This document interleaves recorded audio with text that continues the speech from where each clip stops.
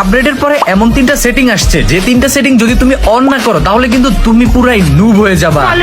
আর 3 নাম্বারটা তো অনেক ইম্পর্টেন্ট, তাই শেষ পর্যন্ত দেখতে থাকো। 1 নাম্বার সেটিংটা তুমি পেয়ে যাবা সাউন্ডের ভিতরে এবং লাস্টের যে অপশনটা এটা তুমি অফ থাকবে অন করে দিবা, তাহলে যারা গালিগালাজ করে বা বকাবকি করে তাদের মাইক কিন্তু অটোমেটিকলি অফ হয়ে যাবে।